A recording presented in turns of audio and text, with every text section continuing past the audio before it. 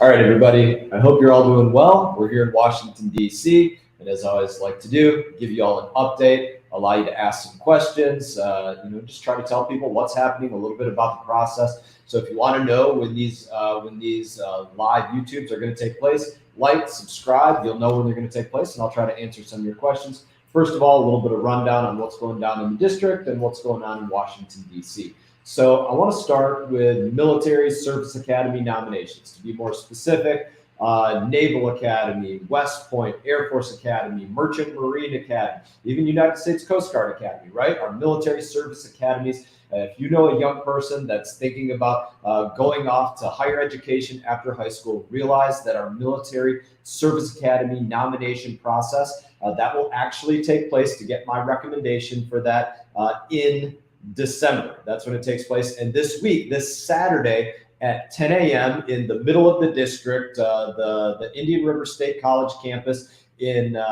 Martin County, Florida, that is going to be hosting an information session. We're going to have recruiters from the military service academies there. I'm going to be there, talk to the kids that are interested in doing that. Now, I want to answer a question on that.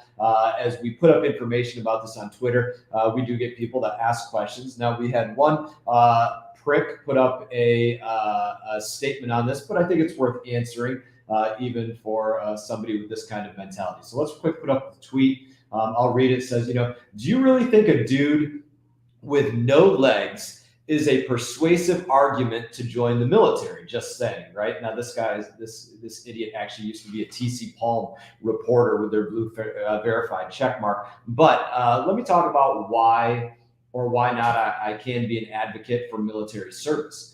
And it's just to say two very honest things. So one, I had half of my body destroyed in military service. That's true. But I come away with zero regrets. There's not 1 second I regret about my military service. And that's not a statement about me. That's a statement about our country and what it is that we go out there and fight for.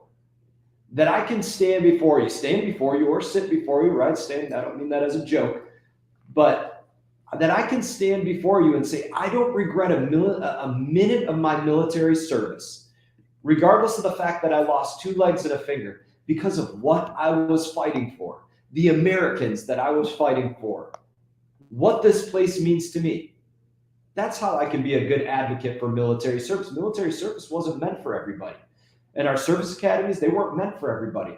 But for those patriotic few who believe that way about our people and about our country, yeah, this can be the absolute best place for you. The other thing that I'd say about why I can be an advocate for military service despite my injuries is to say this: despite my injuries, I was able to overcome.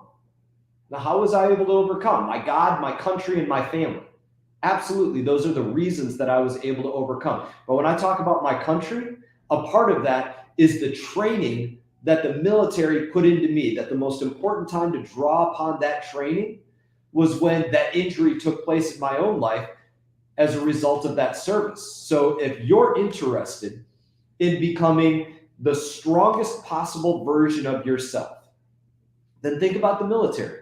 Think about our military service academies. Think about going to one of those schools. If you don't want to be somebody that says, okay, I want the taxpayer to pay for my dropped classes and the D grades that I got because of what President Biden is doing, go out there and think about one of our service academies. If you think, or you know a young person that wonders maybe their grades or their SATs aren't quite up to par yet for them to be competitive to get into our service academies, they should still come out and assess with us, because when they do, there are other options where they might go to one of the preparatory schools for one of those service academies for a year. And then after that, assess again after they spend that year in a preparatory academy for one of those service academies.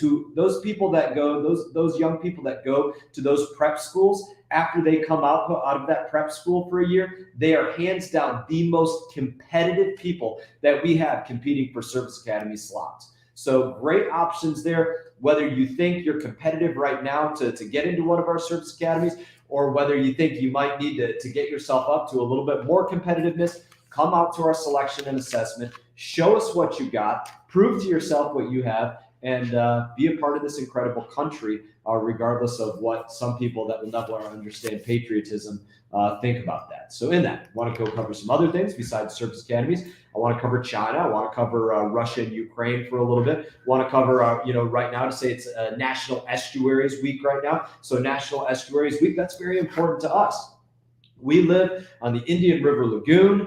We believe in our waterways. We like to see protection of our estuaries over across the state, like over on the Caloosahatchee. And just being that it's National Estuaries Week, just want to say I will continue to fight with absolutely everything that I have to make sure that we don't get the toxic, disgusting, toxic discharges out of Lake Okeechobee into our coastal waterways. That should never happen. To protect our estuaries from the chemicals that get sprayed into those estuaries, like glyphosate and Roundup and Aquathol and Endothol, to make sure that we work to see that increase of seagrass that's been growing back in our estuary to feed manatee and things like that, to take care of our waterways. One of the reasons that we love our community so much, because of its beauty, its splendor as a part of those estuaries that we are directly on. And you're going to get every single bit of fight out of me on our estuary, as you have from the very beginning. I want to cover a couple of things this week related to international affairs, foreign affairs. I sit on the Foreign Affairs Committee.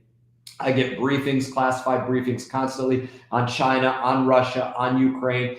And in this sentence, I want to give a little bit of a warning to our businesses, whether across the country or in China, whether major corporations or small businesses in our community.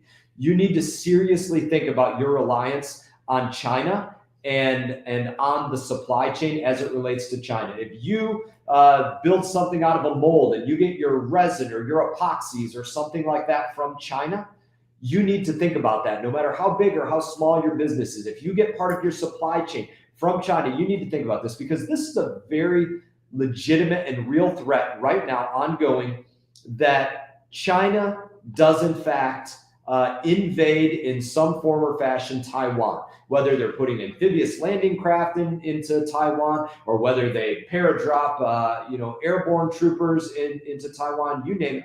And what the Biden administration is doing with this goes well beyond uncertainty. I want to play a quick video of President Biden this last week talking about his stance on if China invades Taiwan, and that he will put Americans on the ground in Taiwan.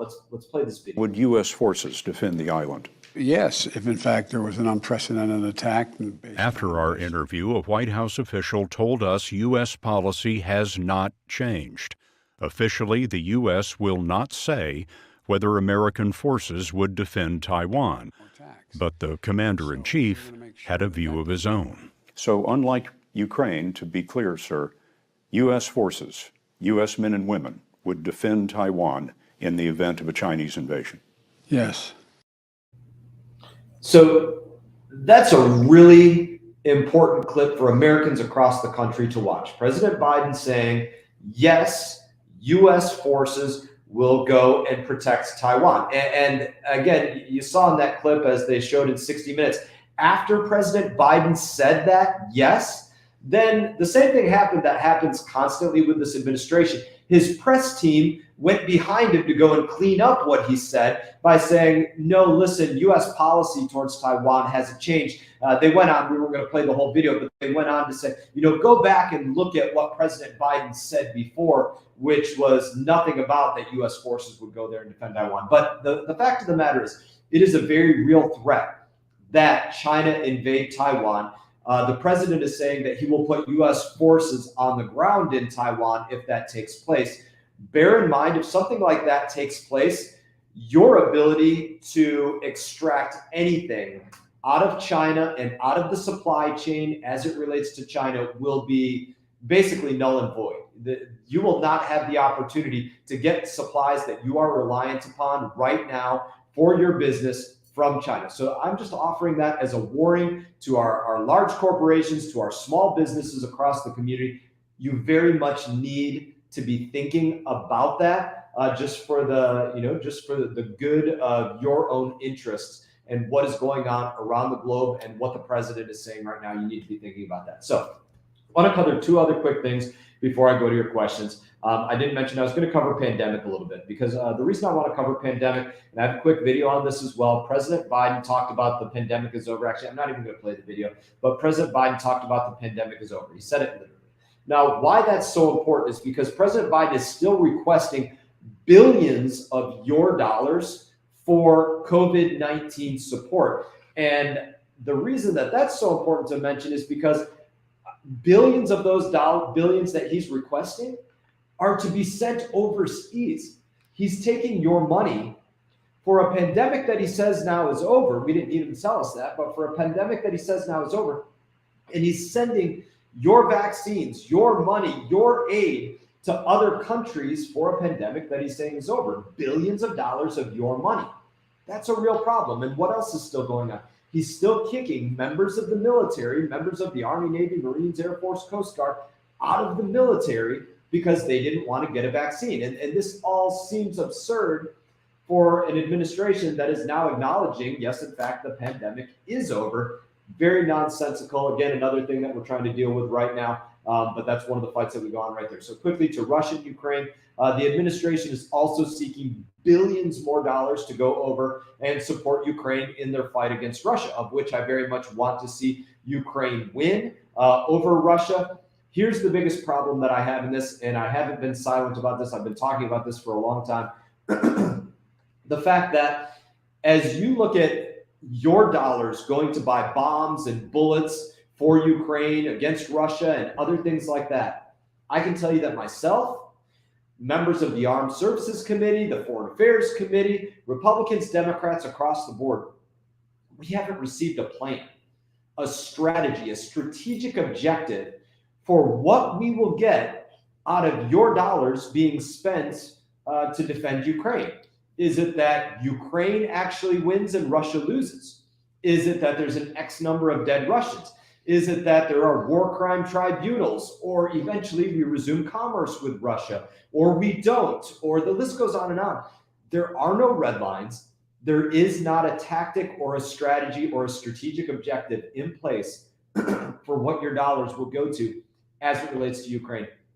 That's a major problem. That's why I've not supported your dollars going over there because, just number one, unless somebody can tell me why and what your dollars are going to be accomplished to spend, I mean, that's just 101. We can't spend your money in that case. So in that, time to go to questions. Again, like and subscribe if you want to know when we're doing these, these Q&As.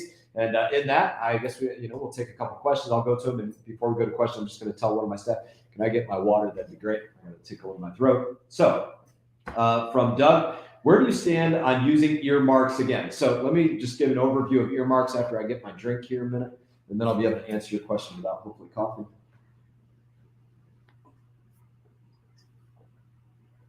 All right, so earmarks. Earmarks in Congress are this thing that were gotten rid of a couple of years ago, and they came back in the last year. Democrats put them back into place. The reason that earmarks were gotten rid of was because there were people that literally went to jail because they would go out there and they would say, okay, I want to request that the taxpayer, your dollars go to buying this item. And then they were getting some kind of kickback from the company that was manufacturing that item that was now getting millions of your dollars. And they're literally sitting in jail for that sort of thing. I will support getting rid of earmarks in the process. Have I asked for earmarks since earmarks returned? Absolutely, yes, I have. For infrastructure projects throughout our community, infrastructure projects for our waterways, things like that.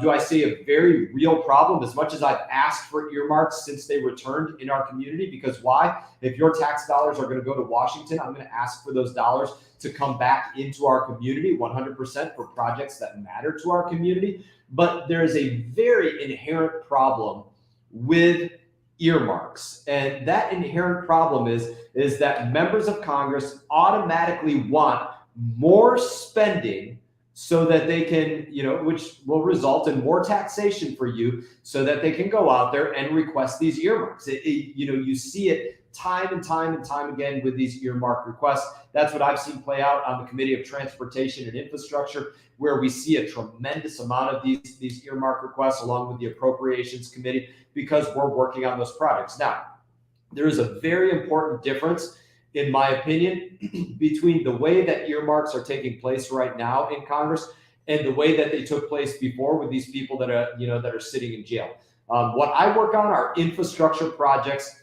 There has to be a request from a state agency or a county agency or a municipality, a county municipality or city municipality, to go out there and complete these infrastructure projects, in those kind of ways. There has to be requests from these official entities in order to put those things forward. That's different than somebody saying, hey, I want $10 million to go to this business in my community, and then they're getting some kind of kickback from that community for getting those from that company for getting those $10 million to go there or something like that. That's obviously just an example that I'm giving. So in that, I want to see earmarks go away. I think it results in more spending of your money, which is the opposite of what I am for. And in that, that's what you'll see me fight for as we move into the next Congress. So we got another question. Let's go to it.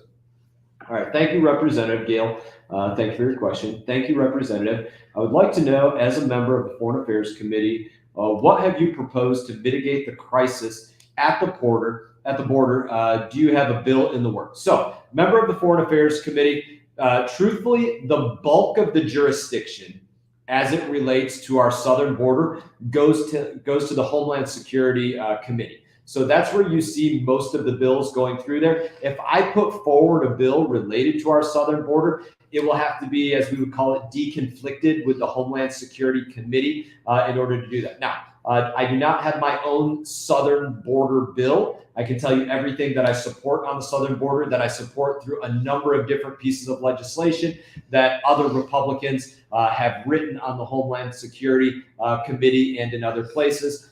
We do look at oversight of this to talk about, what's going on, why are people coming from Guatemala or El Salvador or other places and crossing through Mexico. We absolutely do oversight of that. But when you're talking about control of Customs and Border Patrol and Border Protection and Immigrations and Customs Enforcement, those agencies, that goes to Homeland Security. So what are things that I want to see on our southern border? Number one, just secure our southern border. That's number one. I'm a soldier. Every place that I went to, and I think I said this last week, every place that I went to in Afghanistan, when we were on one of our bases, it had giant HESCO barriers, these big boxes that are filled with sand and dirt that we would stack up and use to make walls. That's day one of what you do. Why? Because having a wall around you protects you. Whether people like to admit it or not, it does absolutely protect you. We live in South Florida where we have gated communities across the community. Why? Because people want that physical protection. We have doors and windows on our homes. One, because we like to look out, but two, because we want that physical protection. It matters to have that. So just number one, complete southern border infrastructure protection. Number two, make sure that we have the resources on the ground there and that we're backing those resources up. Not telling the country that Homeland Security is out there whipping migrants from horses, when in fact that's not what was happening at all, but that's what the administration was trying to sell. That's not having the back of our law enforcement agency that's trying to go out there and support securing our southern border. And that's why, you see record complaints, record people quitting in these agencies because of the way that they're being treated. I think a third thing that you see, and this kind of goes peripherally to what's been going on in the news this week, where you see Governor DeSantis of Florida and Governor Abbott of Texas taking people that are crossing the border illegally and sending them to places across the country that said they wanted to be sanctuary cities, they wanted to be sanctuary states, and letting them realize what that actually means to be a border community where people are crossing the border illegally. And so you saw in Martha's Vineyard, where they just got one of the wealthiest places in our country. You'd think they'd have unlimited resources to help deal with people coming in illegally. They said, this is a crisis. Now, finally, it's a crisis. This place that wanted to be a sanctuary state and a sanctuary city, now it's all of a sudden a crisis because the wealthiest community got 50 people into their community that came in illegally, and they did their level best to ship those people off as soon as they could. They're realizing for the first time probably what it actually means to be a border community, to have people come into their community illegally. And I think that's one of the keys in helping to fight to secure our southern border, is making those sanctuary states and sanctuary cities realize what it actually means to have people coming into your community illegally. Beyond that, I think that we have to look at a number of things related to immigration policy. This doesn't go to securing our border. These are just things I think that should happen. What goes on with the visa lottery system, and making sure that we're smart about the individuals that come into our country, the technology on the ground. These are all things peripheral to that. But start from the point that nobody has the right to come into the United States of America illegally. Nobody does. It does not matter the situation that somebody comes from. They don't have the right to come into our country illegally. Just like I don't have the right to go into Mexico illegally. It doesn't matter that I have a Mexican heritage on one side of my family. I don't get to go there illegally. You get to come into America under proper invitation. And absent of that, you do not get to come in. 22 million people have come in, I want to say 2 million people have come into the United States, 22 million, 2 million people have come into the United States of America illegally under Joe Biden. That's a really big deal. And I'm going to go to a couple more questions in 1 second. I want to make one other quick point on this, because I think this is a really valid point to weigh two things against each other. Joe Biden just passed the Inflation Reduction Act, which has nothing to do with reducing inflation. It's a slap in the face to every single one of you, and to hire 87,000 new IRS workers to take your money. That's what it's going to do. It's going to take your money to do what? And they were very explicit about this, to get $200 billion in more tax revenue was the goal. How about instead, they just don't let 2 million more illegal immigrants into our country that your municipalities have to pay for, and that you have to pay for their travel, and you have to pay for their food, and you have to pay for their hotel. How about we don't spend $500 billion to forgive the student loans of people that were dropping classes, not showing up, out partying the night before, getting C's and D's and failing grades? How about instead we just don't spend the $500 billion to do that, instead of taxing the American people? Let people live up to the commitments that they make. Those are different ideas. Not send your money overseas to other countries, like I talked about with the pandemic and COVID-19, or with Ukraine, or with so many other instances that we have to deal with. That would be the important part. So in that, I don't know if I've talked about that in length. Is there anything else that I want to say on the southern border? I don't think so. We need to secure our southern border. We need to go back to the Remain in Mexico policy, where people are not allowed into our country to seek asylum without having that adjudicated while they're remaining in Mexico, instead of coming into our country to be lost into our system. In that, let's see if we have any more questions. Jim, do we have any more questions? All right, we got another question. Rep Max, what do you think about term limits? I've answered this question before. Big supporter of term limits. I'll talk about it as it relates to myself and as it relates to legislation in general. I have been on, when I say on, I mean a co-sponsor of numerous term limits bills, right? I don't think there's an exact right answer to what term limits are, but I absolutely support them. And any term limits bill that would come to the floor of the House of Representatives, you would probably see me vote yes, vote in favor of, because I think it's a good thing.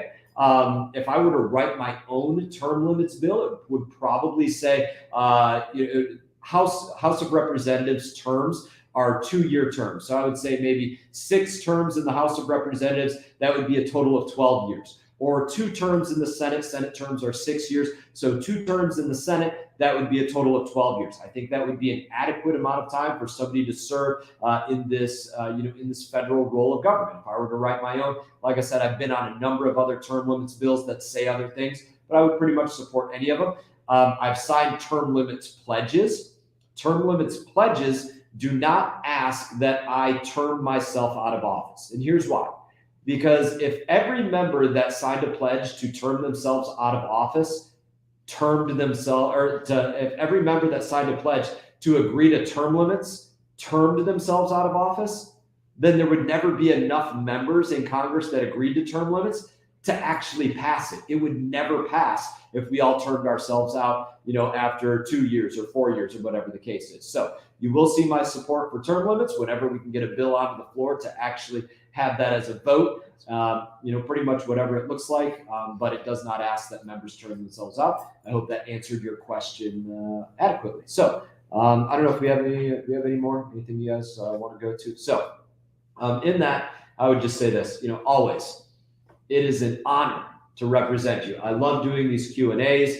I love doing them back home. We do these constantly back home where we go into individual communities and do town halls for the communities that want to have questions, whether it's a gated community or a non-gated community or whatever it is. We get those requests to say, hey, can you come into our clubhouse or into somebody's house here or whatever and just answer our questions? And it's no holds barred when we do that. People ask me whatever they want, and I just give them the best answer that I have based upon what I see happening in Washington on a daily basis. I do want to give one other quick update while I'm on here. I want to give an update on Brightline before I close this out. I want to give an update on the Brightline train bridge, the St. Lucie. We are in the process of the Coast Guard dealing with going through the 2,350 comments that you, the community, put forward about what should happen with our St. Lucie River train bridge. That's important. Here's a couple of questions that I think it would be important for our local community to ask the Federal Railroad Administration, as I am also asking them this. It would be important for you to ask your county commissioners, your city commissioners, get people to answer these questions that are at all levels of government, because it's important that you know what they think and how it is that they are or are not fighting for your community. Now, one of the big deals that's going on right now with the Brightline is that the Brightline, in their environmental impact statement that they agreed to, basically how the train will impact our community, they agreed to have set train time schedules for our railroad bridge that goes over our water. But their comment to their 15 pages of comment to the Coast Guard said that they now believe there should be no train schedule whatsoever for the Brightline, because if you get to have a scheduled time, you, the community, get to have a scheduled time for trains, well, then that's going to mess with their ability to run the trains that they want to do. And then also, if they do that, they're going to start blocking off your traffic on the roadways because of having to conform to the multiple modes of transportation, like maritime transportation and pedestrians. They're going to have to block off your roadways if they have to deal with that as well. And I can guarantee you that they did not tell the Railroad Administration, that wasn't their pitch to the Railroad Administration when they first asked to run 36 more routes, that, hey, if you let us do this, we're going to close off roadway traffic to the communities right there. They didn't do that. Another thing at play is this. In Martin County, there was a settlement agreement between Brightline and between the county. And in that agreement, the Martin County basically agreed not to be adversarial to the Brightline as it relates to, I guess, anything. So what does that mean to not be adversarial? Does that mean that they're not allowed to go out there and make comment about whether the train bridge should be up for 30 minutes an hour for the local community that they represent? That's an important question, and I don't know the answer. I haven't been able to exactly extract the answer, and I've asked that. I think it's an important question to ask. Brightline is the deadliest train anywhere in the country right now. Deadliest train anywhere in the country. And that being said, is it now going to be the deadliest train anywhere in the country that also runs through Martin and St. Lucie County, all on its way to the Orlando airport? Right? I asked that question of a county commissioner, and that county commissioner basically told me that it's the deadliest train because people are running the tracks and running the crossing arms and things like that, and that's true. People are being stupid as it relates to the train, but why is that so different? Why is it the deadliest train in Florida and not the deadliest train in other parts of the country? And the answer was essentially that Floridians are just more stupid, which was staggering for me to hear, to have somebody say that to me, an absolute insult. And you look at that and you say, no, that's not the reason.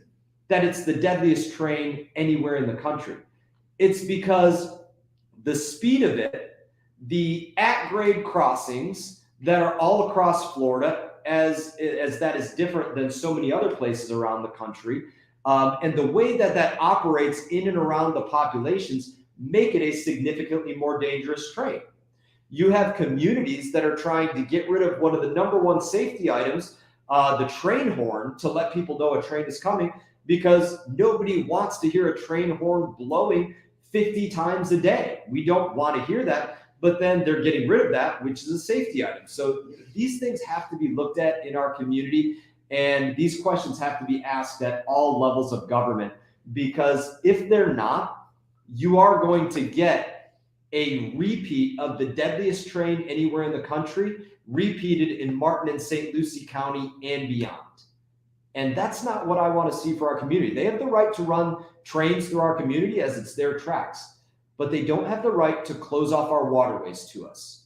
And if commissioners in all levels of government are not out there advocating for our community to have access to our waterway, that needs to be addressed. And that needs to be addressed right away, because if it's not, then the Coast Guard is going to make a ruling that we all have to live with for the next 10 years. It matters to have every level of government that asks to represent go out there and represent. So in that, I think I've kind of beat that horse, and I look forward to talking to you all again in the next live Q&A that we do. Like and subscribe whenever you want to know that when these Q&As take place. And as I'll say this one more time, as I'll say it every time, it is an honor to represent you. I try to fight for you in the same way that I did on the battlefield, with absolutely every fiber of my being, without regret.